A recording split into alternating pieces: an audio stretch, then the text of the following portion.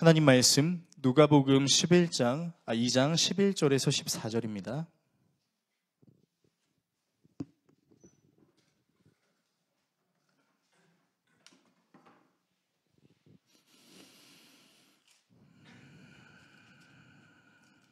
신약 성경 89페이지 정도에 있는 누가복음 2장 11절에서 14절의 말씀입니다.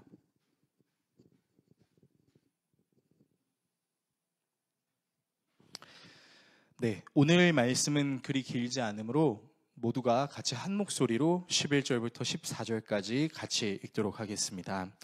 하나님의 말씀을 읽겠습니다. 오늘 다윗의 동네에 너희를 위하여 구주가 나셨으니 곧 그리스도 주시니라.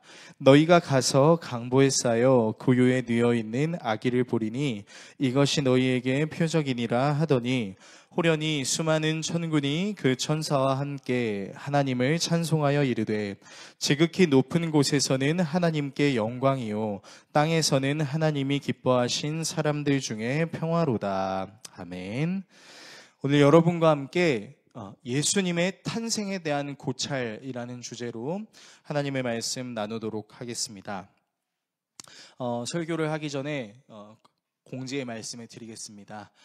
오늘 예배를 마치고 성탄의 기쁨으로 참여하신 여러분들께 작은 선물을 드리기 위해 추첨의 시간을 갖습니다. 그래서 여러분 예배 끝났다고 총알같이 나가지 마시고 꼭 추첨을 하고 나가셨으면 좋겠고, 오늘 성탄 절기를 기념해서 저희 교회에 처음 방문하신 분들도 계신 것 같은데 처음 오신 분들도 아마 그걸 받으셨을 거예요. 혹시 모르잖아요. 당첨이 돼서 좋은 선물을 받아갈 수도 있으니까 저 교인 아닌데 그냥 가면 안 될까요? 라고 말씀하시지 마시고 같이 성탄의 행복의 기쁨을 누렸으면 좋겠습니다.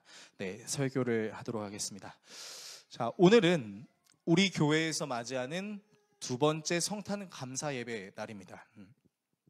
예수님을 믿지 않는 사람들에게는 그저 한 해 지정된 공휴일 중에 하나이겠지만 예수님을 믿는 우리에게는 매우 중요한 날이라고 할 수 있겠습니다. 왜냐하면 하나님이 영원히 죽을 수밖에 없는 우리를 영원한 생명의 길로 인도하시기 위해 자신의 아들을 보내주셨고, 그 아들이 이 땅에 오신 날을 기념하는 날이 바로 크리스마스이기 때문입니다. 그래서 여러분이 잘 아시겠지만 이 크리스마스라는 단어는 크리스트, 그리스도, 그리고 마스, 예배라는 뜻의 합성어로 그리스도를 예배한다라는 크리스마스라는 뜻을 가지고 있습니다. 그래서 우리는 12월 25일 성탄절 크리스마스가 되면 당연히 하나님께 예배합니다. 다시 한번 말씀드리지만 사실 이날은 예수님의 탄생을 기념하는 날일 뿐 예수님의 진짜 생일을 의미하는 것은 아닙니다. 그래서 더러 어떤 분들이 이렇게 말씀하시는 경우가 계세요. 예수님 생일 축하합니다 라고 하시는 분이 계시는데, 여러분 사실 예수님의 생일은 12월 25일이 아닙니다. 그렇다면 예수님의 생일이 12월 25일이 아님에도 불구하고 왜 12월 25일이 크리스마스가 되었는지에 대한 의문이 있으시다면 우리 교회 유튜브 채널에 업로드된 작년 12월 25일 성탄 감사 예배 설교를 꼭 보셨으면 좋겠습니다. 여러분 우리 유튜브 채널에 절기 설교 재생 목록에 있으니까 꼭 보십시오. 다시 말씀드리지만 12월 25일이 예수님의 진짜 생일은 아닙니다. 엄밀히 말하면 많은 신학자들이 연구한 결과 예수님의 생일은 약 6월경에서 10월경 사이 그 어딘가라고 이야기합니다. 작년에는 12월 25일이 왜 크리스마스가 되었는지, 그리고 왜 12월 25일을 지켜야 하는지, 이날을 우리는 어떻게 보내야 하는지에 대해서 우리가 함께 나눴었어요. 오늘은 여러분과 함께 예수님이 이 땅에 오신 사실, 그리고 그 모습에 대해서 좀 깊이 묵상하는 시간을 가지려고 합니다. 오늘 여러분과 함께 다음의 내용을 좀 살펴보려고 하는데요.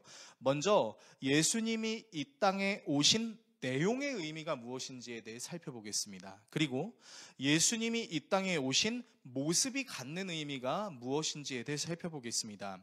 마지막으로 예수님이 이 땅에 오신 것을 묵상하는 의미가 무엇인지에 대해 살펴보겠습니다. 예수님이 이 땅에 오신 내용의 의미가 무엇인지, 예수님이 이 땅에 오신 모습의 의미가 무엇인지, 마지막으로 예수님이 이 땅에 오시는 것을 묵상한다는 것이 무엇인지, 이 세 가지 내용을 함께 나누고 기도하는 시간을 갖도록 하겠습니다. 첫 번째, 예수님이 이 땅에 오신 내용의 의미입니다. 우리가 이 예수님이 이 땅에 오신 내용을 말하기 전에 먼저 사람들이 신의 유무에 대해서 이야기하는 그 내용을 좀 살펴보려고 합니다. 많은 사람들이 신의 유무에 대해서 의논을 할 때 또는 논쟁을 할 때 내용을 요약하면 작게는 두 가지 그 견해가 나온다라고 얘기할 수 있을 것 같아요. 첫 번째는 신이 정말로 나의 이 두 눈으로 보인다면 믿을 수 있다라고 말하는 사람들과, 두 번째는 굳이 신을 내 두 눈으로 보지 않더라도 신은 존재하고 믿을 수 있어 라고 말할 수 있는 생각입니다. 이 두 가지 생각은 매우 타당한 생각이 될 수 있습니다. 그 이유에 대해 설명해 드리겠습니다. 먼저 신이 있다는 것을 가장 잘 느낄 수 있는 우리 신체의 도구가 있다면 그거는 두말할 것 없이 두 눈이 될 수 있다라고 얘기할 수 있겠습니다. 예를 들어서 나를 사랑해주는 존재가 있다라고 가정해 보겠습니다. 그 존재가 나를 사랑한다라는 것을 우리는 가시적으로 정말 많이 느낄 수 있는데, 그런 것들이 무엇이냐면은 그 나를 사랑한다고 하는 존재가 나를 쳐다보는 눈빛입니다. 정말로 사랑하는 눈빛으로 쳐다보죠. 그리고 그 사랑하는 존재를 보면서 우리는 미소를 짓습니다. 그리고 그 미소를 짓는 상태에서 어떤 행동, 안아주고 손을 잡아주고 사랑한다고 말해주고 때로는 뽀뽀를 한다든지 스킨십을 한다든지 그런 것들이라고 할 수 있겠죠. 그래서 이 모든 것들은 우리에게 눈으로 보여지게 되면 우리가 잘 믿을 수 있다라는 한 가지 결과를 나타내게 됩니다. 그래서 이제 많은 연인들이, 또 크리스마스에 많은 연인들이 이제 함께 시간을 보낼 때 이제 연인들이 항상 하는 말이 있잖아요. 사랑해, 고마워. 그러면 우리는 항상 이렇게 얘기합니다. 말로만? 이라고 얘기를 하는 거죠. 그래서 말로만 사랑하지 않아요. 선물을 주기도 하고 표현을 잘하기도 하고 그날만큼은 사랑하는 눈빛으로 쳐다보기도 합니다. 네. 양옆에 계시는 분이 모르는 분일 수도 있겠지만 양옆에 계신 분을 사랑하는 눈빛으로 쳐다보면서 한번 이렇게 얘기해 줬으면 좋겠어요. 사랑 많이 받으세요. 시작. 사랑 많이 받으세요. 나 너무 당황스럽죠. 네. 부부끼리 앉아 계신 분은 오늘 특별히 더 많은 사랑을 하셨으면 좋겠습니다. 사랑은 눈에 보일 수 있기 때문이죠. 반대로 우리는 그 신이 보이지 않다 하더라도 신은 존재할 수 있다라고 생각할 수 있습니다. 예를 들면 이런 거죠. 이제 바람이나 공기 같은 것들은 우리 눈에 보이지 않더라도 그것이 존재한다라는 것을 느낄 수 있거나 느낄 수 없어도 있다라는 것을 우리가 바로 이야기할 수 있습니다. 그렇기 때문에 우리가 한 가지 알 수 있는 분명한 사실은 우리의 눈에 보이지 않는다고 해서 어떤 존재가 무조건 없는 거다라고 말할 수 없다라는 것이죠. 사람들은 눈으로 보는 것으로 모든 것을 판단하려고 하지만 사실은 그 눈에 보이는 것만으로도 판단이 되지 않는 많은 것들이 있는 것을 우리는 알고 있을 겁니다. 아주 여러분들께 재미있는 예시를 하나 드려서 설명해 드리겠습니다. 지금은 제가 살이 조금 빠진 상태인데 제 몸이 체중이 105kg까지 쪘던 시절이 있었습니다. 그때는 정말 너무 힘들었었는데 어쨌든 체중이 105kg 정도 되면요 이제 엄청 부유하고 좀 보기에도 좀 그렇습니다. 근데 이 사람들이, 체중이 많은 사람들이 식당에 가면 흔히 받는 오해 중에 하나가 있어요. 그게 뭐냐면요, 이 교회에 이제 청년들이랑 같이 이제 식사를 하는 모임이었어요. 그래서 청년들이랑 같이 식사를 하는데 저는 그때 당시 105kg에 육박하는 육중한 몸매를 갖고 있었지만 그렇다고 해서 밥을 많이 먹진 않았어요. 진짜예요. 밥을 많이 먹진 않았는데 근데 이제 제 옆에 앉아있던 한 자매님이 배가 고팠습니다. 그래서 막 밥을 먹다가 이제 배가 더 고프니까 어떻게 해요? 사장님, 저기요, 여기 밥 한 공기만 더 주세요 라고 얘기했어요. 밥 한 공기 더 달라고 얘기한 사람은 자매였습니다. 심지어 그 자매는 좀 여리여리했었어요. 이제 좀 마른 몸이었단 말이에요. 그래서 이제 그 얘기를 들은 사장님이 이제 공깃밥을 들고 오는 거예요. 그리고 누구에게 줬을까요? 놀랍게도 그 공깃밥을 제 앞에 내려놨습니다. 분명히 여성의 목소리로 사장님 여기 공깃밥 하나 주세요 이랬는데 공깃밥에 공짜도 안 거낸 저에게 공깃밥을 내려면서 맛있게 드세요 라고 얘기를 하는 거예요. 여러분, 제가 그날 밥을 맛있게 먹을 수 있었을까요?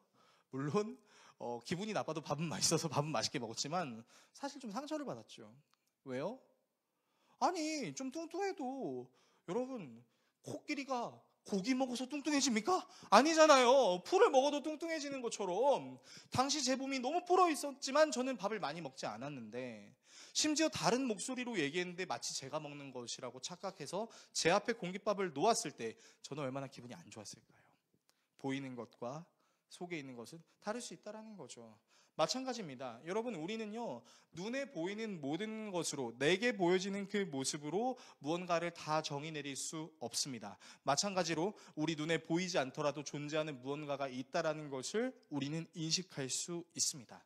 자, 그렇다면 우리는 예수를 믿는 이 믿음에 대해서 참 고민이 많이 될 거예요. 어떤 고민이 될까요? 정말로 예수님이 우리 눈에 가시적으로 보여서 진짜 예수님이 우리에게 직접 말씀하셨으면 좋겠고, 제자들을 만져주신 그 손으로 나를 만져주셨으면 내가 진짜 예수 잘 믿을 수 있을 것 같은데 라고 생각을 할 수도 있겠고, 아니야, 예수님은 하늘로 올라가셨고 심판의 때에 다시 내려오실 거니까 그때 만나면 돼 라고 생각할 수도 있겠죠. 우리는 보고 싶다, 아니야 안 봐도 돼 라는 이 두 가지 명제 사이 어딘가에서 늘 하나님을 더 사랑하거나 덜 사랑하게 되는 영역에 있게 될 것입니다. 자, 그렇다면 우리는 어떻게 해야 신을 만날 수 있을까요? 여러분, 의외로 답은 간단합니다. 이 세상을 한 편의 소설이라고 가정을 해보겠습니다. 그리고 이 세상을 집필한 작가가 있다라고 가정해 보겠습니다. 이 세상이라는 소설의 주인공이 이 세상이라는 소설을 쓴 작가를 만날 수 있는 방법이 무엇이 있을까요? 쉽게 말해서 토끼와 거북이를 쓴 그 저자가, 주인공인 토끼와 거북이가 저자를 어떻게 만날 수 있을까요? 어떤 방법이 있을까요? 빨리 답 얘기해라 라는 이글거리는 눈빛으로 저를 쳐다보지 마시고, 여러분, 소설의 주인공이 작가를 만나는 방법은 딱 하나입니다. 뭔지 아십니까? 작가가 소설 안으로 들어가면 되는 겁니다. 기독교 세계관이 이와 마찬가지입니다. 하나님께서 쓰신 소설이 있습니다. 그 소설에는 세상이 있습니다. 그리고 그 세상에 우리는 주인공으로 살아가고 있어요. 그리고 주인공으로 살아가는 삶 속에서 우리가 진정한 주인공이 되시기 위해서 하나님이 또 다른 하나님, 삼위의 하나님 중에 이 위격에 속하시는 예수 그리스도를 이 땅에 보내주셨어요. 어떻게요? 인간의 옷을 입은 모습으로 우리에게 보내주셨다라는 것이죠.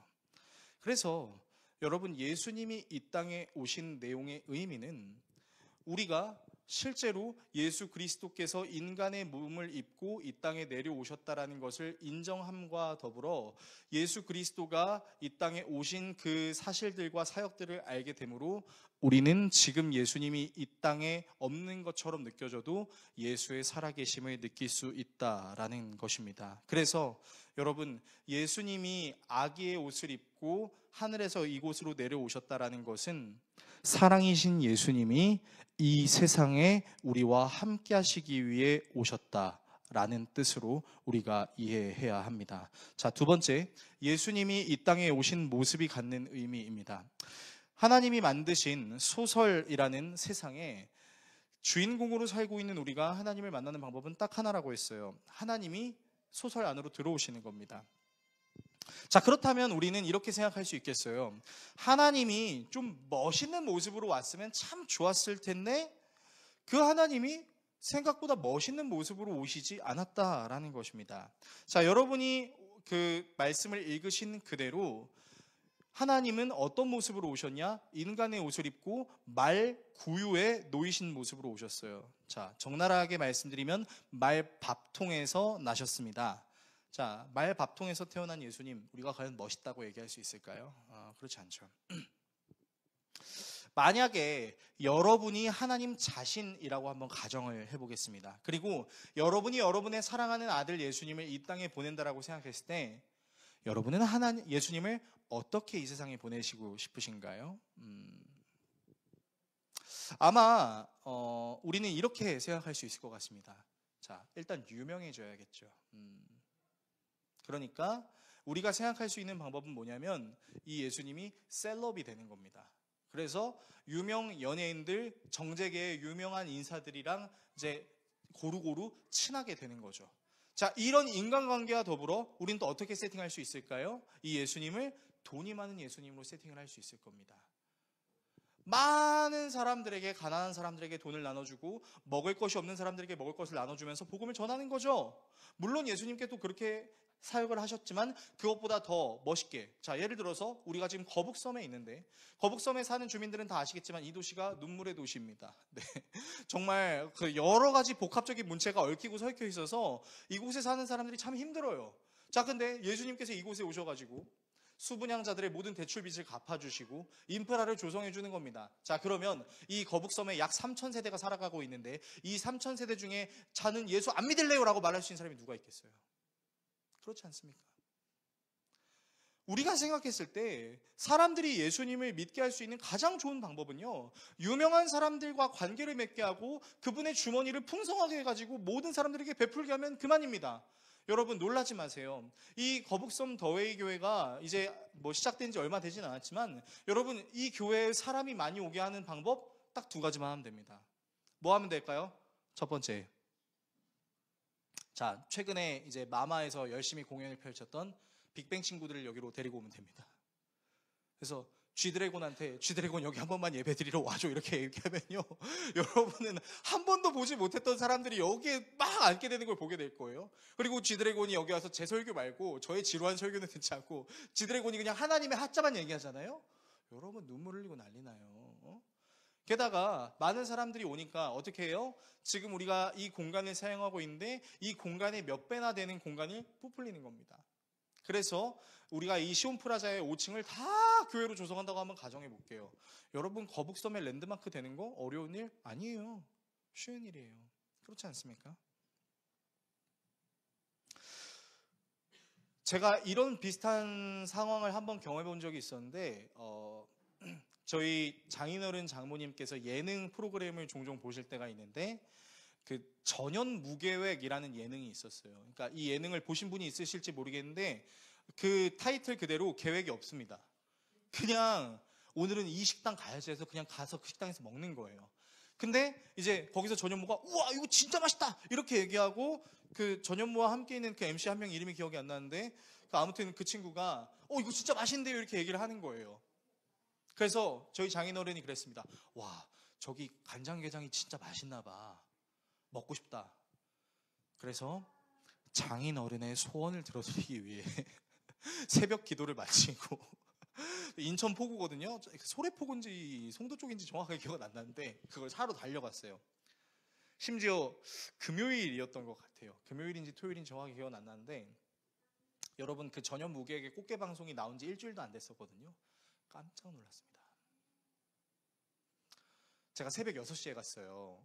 그 개장 시간이 7시인데 여러분 6시인데 사람이 20-30명이 모여서 줄 서 있었어요. 저 깜짝 놀랐어요. 여러분 매스컴의 힘이 이렇게 위대합니다. 여러분 제가 새롭게 하셔서 한번 나오면요, 여러분 제가 매일매일 내가 매일 기쁘게 한번 나가면요, 여러분 그렇게 될 수 있다고요.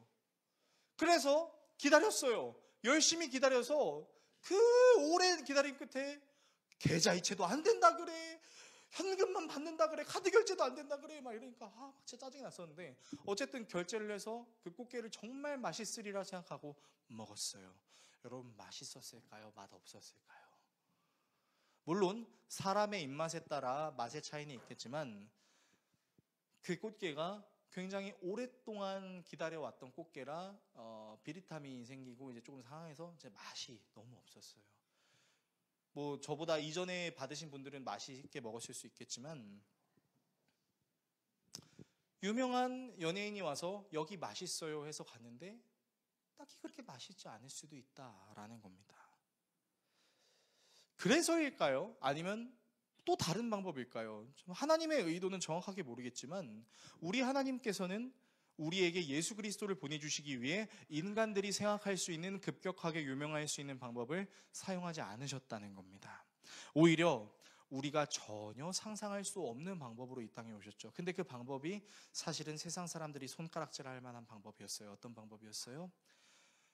성관계를 하지 않아도 성령으로 잉태가 되어 마리아의 배가 점점 부르기 시작했던 거죠. 성경은 이야기합니다. 당시에 마리아의 그 욕된 상황이 어땠는지 이야기합니다. 아니, 약혼만 한 사이인데, 결혼을 하지 않은 여자인데, 관계를 갖지 않는 여자의 배가 불러온다고? 저 여자 은밀하게 음행을 저지른 거 아니야? 여러분, 예수님의 탄생 스토리는 그랬어요. 그리고 예수님은 사람이 지낼 곳이 없는 상황 속에서 말 밥통에 나셨습니다. 그리고 30년을 가난한 아버지 요셉의 밑에서 말이 목수지 사실은 잡상인이나 잡미를 하는 그냥 어설픈 맥가이버에 불과한 그런 목수의 일을 하셨어요. 그렇다면 우리에게는 과연 이 예수님의 탄생이 어떻게 다가올 수 있을까요? 우리가 전혀 상상할 수 없는 방법, 심지어 우리가 전혀 하려고 하지 않는, 남들이 가지 않으려고 하고 가장 낮은 곳이라고 말할 수 있는 그곳에 예수님은 오셨습니다. 그렇다는 것은요, 지극히 높으신 그 큰 영광은 사람들이 가장 낮다고 여길 수 있는 곳에서도 임할 수 있고, 그 가장 낮은 곳에서도 하나님의 영광이 임할 수 있다는 것은 이 모든 곳에 하나님의 영광이 임하지 않을 곳이 없다라는 것으로 적용할 수 있는 것입니다. 여러분, 그래서 예수님이 말밥통에 태어나시는 것, 예수님의 그 유년 시절, 예수님이 잉태되었던 그 모든 부분들이 우리에게 주는 인사이트는요, 예수님은 어떤 한 곳에 국한되어서 오신, 잘 사는 그리스도인들에게만 축복하려고 오신 곳이 아니라 가장 낮은 곳, 모든 사람들에게 역사하실 수 있는 형태로 이 땅에 오셨다라는 것을 의미하는 것입니다. 세 번째, 예수님이 이 땅에 오신 것을 묵상하는 의미예요. 사실 예수님의 이런 탄생, 예수님의 잉태, 예수님의 삶을 보면요, 우리는 참 공감하기가 어렵고 이해하기도 쉽지 않다라는 생각이 들 수 있습니다.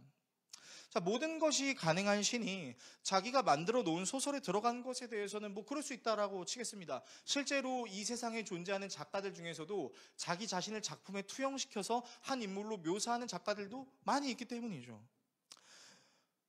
그런데 기왕이면 그 사람들은 보통 자기를 소설 속에 넣을 때 좀 멋있게 넣으려고 합니다. 물론 비루하게 넣는 사람들도 있겠지만 대부분 멋있게 넣죠. 우리 다음 세대들이, 그리고 젊은 청년들이 흔히 보는 웹툰들에서도요, 작가가 자기를 등장인물 중에 한 명으로 투영해서 넣는 경우도 있습니다. 자, 그런데 굳이 하나님께서는 사람의 모습으로 자기의 아들 예수 그리스도를 보내셨는데 참 이상한 형태로 보내셨죠. 남자랑 관계도 안 한 여자의 배를 부르게 해서 주변 사람들의 문매를 맞게 하고, 심지어는 아기 예수님을 놓을 자리가 없어서 말밥통에 놓게 하신 이 하나님이 아들이라는 이 사실이 너무 초라하게 느껴진다는 것이죠. 목수의 아들로 30년 동안 맥가이버 활동을 한 것도 그렇죠.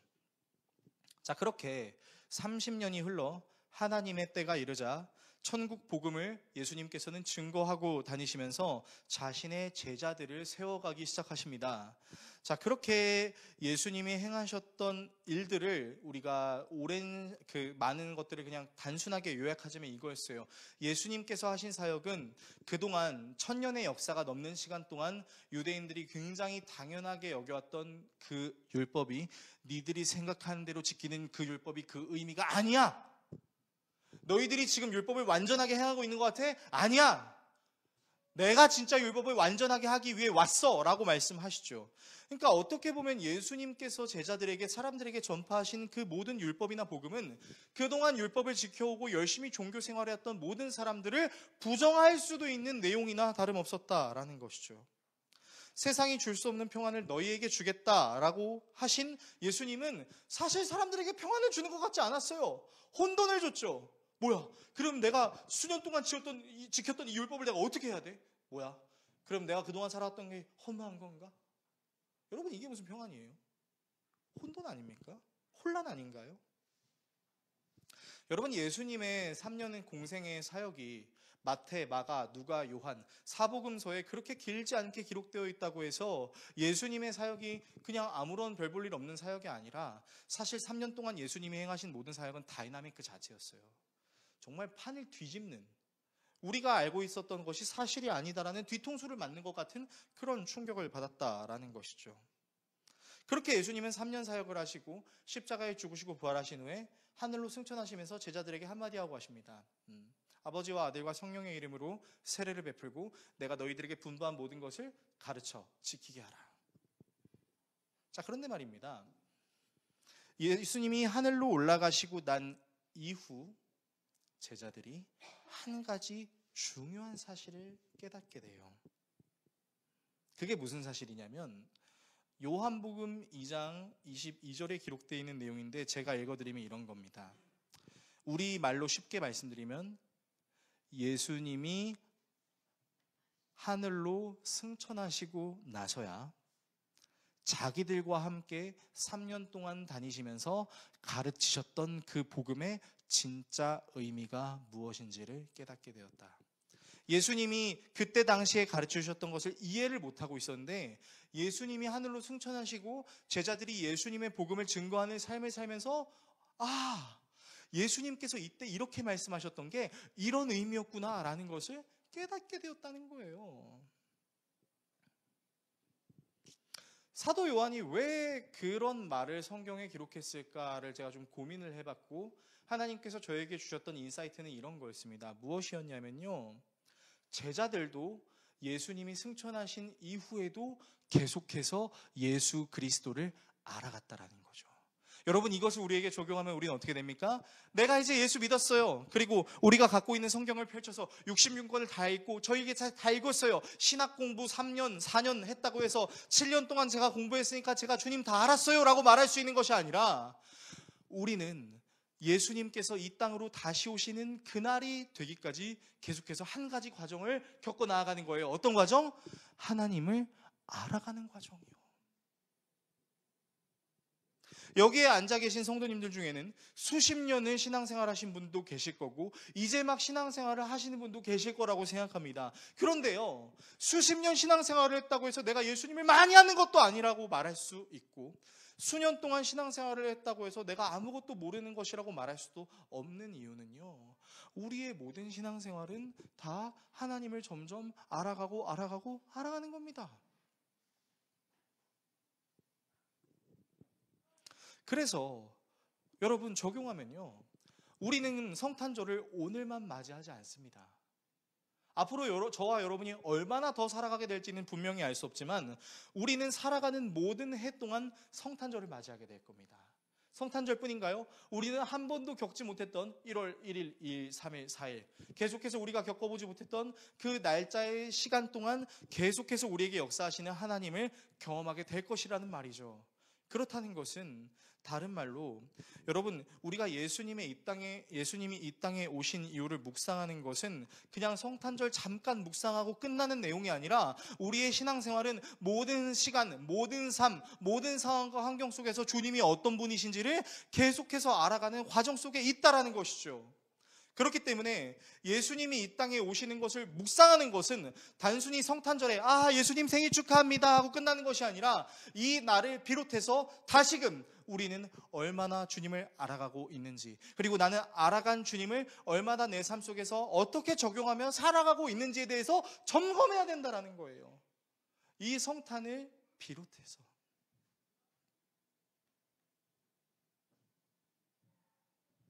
제가 세례 교육이나 성경 교육을 할 때마다 너무나 안타까운 부분들이 있습니다. 어떤 안타까운 부분들이 있냐면요, 수십 년을 신앙생활을 해왔는데요, 예수님의 12제자 이름을 몰라요. 수십 년 신앙생활을 해왔는데 성경이 몇 권이에요? 라고 물으면 60권이에요? 70권인가? 잘 모르겠네. 이러고 있어요. 제가 여러분을 공격하려고 이런 말을 하는 것이 아닙니다. 여러분, 우리는 성경 지식도 알아야 돼요. 우리가 신앙생활을 한다라는 것을 증명할 수 있는 여러 가지 기준 중에 하나는 내가 성경의 내용을 얼만큼 알고 있느냐, 이 성경의 내용이 나에게 얼마만큼 적용이 되느냐라는 것을 늘 점검하는 것이죠. 여러분, 우리의 신앙은요, 이 성경의 사건들을 기억하는 것도 중요하지만 이 성경의 사건들을 오늘을 살아가고 있는 나에게 어떻게 적용하고 어떻게 삶을 살아내느냐, 여러분, 이것이 중요하다는 거예요. 그래서 많은 믿지 않는 사람들이 여러분들에게 물었을 때, 아니 근데 교회 왜 다녀? 예수 왜 믿어? 라고 말할 때 사도 베드로가 편지했던 내용과 같이 누군가 너희들에게 무언가를 물을 때 예수 그리스도를 왜 믿냐라는 그 물음할 때 대답할 것을 준비하라.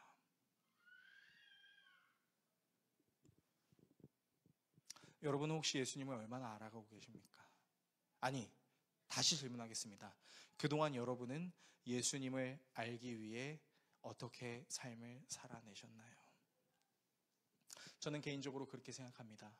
이 교회의 존재 이유는요, 여기에 많은 사람들 모이게 해서 많은 행사, 재밌는 거, 자 이제 성탄이니까 막 특송, 자 뭐 꽁트, 문학의 밤 하면 좋겠죠. 그런데 그거보다 더 중요한 게 뭐겠어요?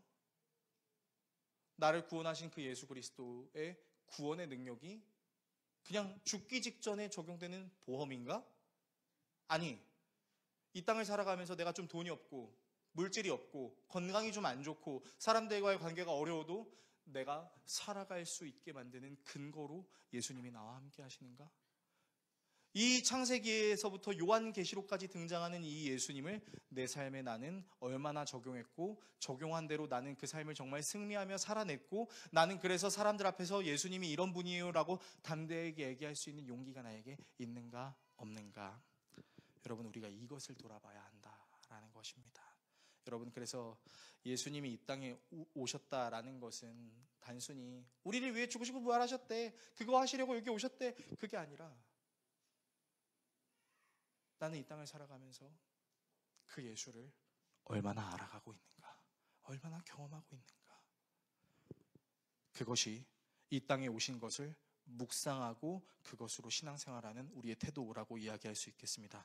설교를 정리하겠습니다. 사랑하는 성도 여러분, 앞으로 우리가 얼마나 성탄절을 맞이하게 될지는 알 수 없겠습니다.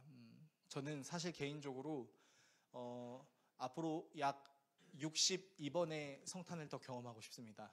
그러면 제가 딱 100살이 되거든요. 네, 오래 살고 싶다라는 얘기죠. 저는 짧고 굵게 살고 싶지 않아요. 제 아내랑 가늘고 길게 건강하게 행복하게 같은 날 같은 시에 가고 싶은데 여러분, 그게 중요한 게 아니라 이 성탄이라는 것이 우리에게 의미가 있으려면 예수님이 이 땅에 오신 모습이 갖고 있는 의미에 대해서 우리가 항상 묵상해야 할 것입니다. 여러분, 다시 말씀드립니다. 이 세상을 하나님이 쓴 소설이라고 가정한다면 하나님은 이 소설에 있는 우리를 만나주시기 위해 온 분입니다. 사실 소설에 있는 주인공들은 전적으로 작가의 의도대로만 움직여야겠죠. 그런데 전적인 작가의 의도대로만 움직일 수 있음에도 불구하고 굳이 이 세상이라는 소설에 다가와서 우리에게 말씀하시고 우리에게 다가오신 이유가 무엇일까요? 저는 이거를 사랑 외에는 다른 언어로 도저히 표현할 방법이 없더라고요.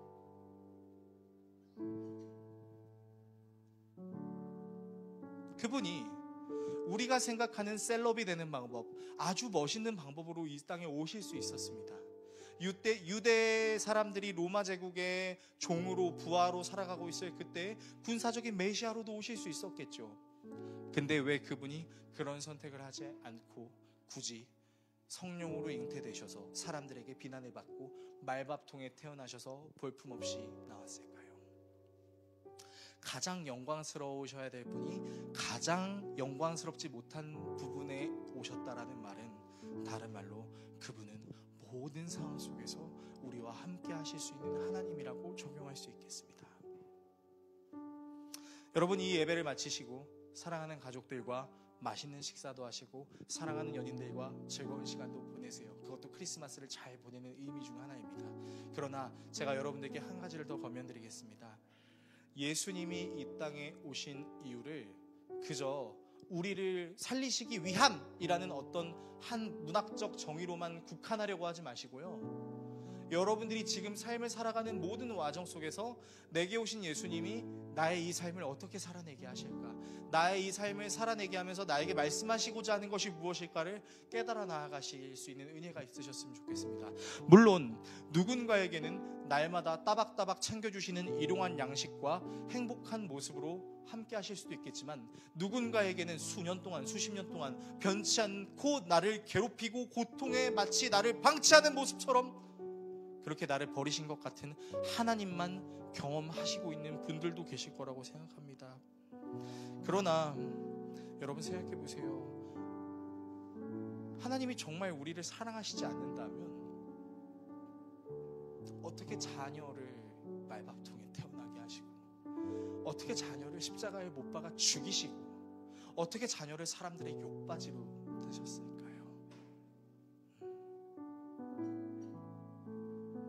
예수님의 탄생에 대한 고찰을 단순히 성탄절에만 적용시켜서 그날 잠깐 떠올리는 수준으로만 적용시키는 것이 아니라 여러분들의 모든 신앙의 삶의 여정에 지속적으로 예수님의 탄생을 고민할 수 있는 거룩한 신앙이 될 수 있기를 축복합니다. 그래서 여러분들의 신앙이 예수님의 탄생이 정말 말밥통에서 단 한 번도 청소하지 않는 그 더러운 말밥통에서 그냥 잠깐 반짝 빛났다 없어지는 신기루와 같은 신앙이 아니라 시궁창 같은 것처럼 느껴지는 내 인생 속에서도 모든 것을 빛으로 밝히셔서 회복시켜 주시는 주님의 은혜로 적용되어 날마다 예수 그리스도의 탄생을 기뻐하고 행복해할 수 있는 우리 모두가 될 수 있기를 예수 그리스도의 이름으로 축원합니다. 우리 두 가지 기도 제목을 놓고 같이 기도하는 시간을 가질게요.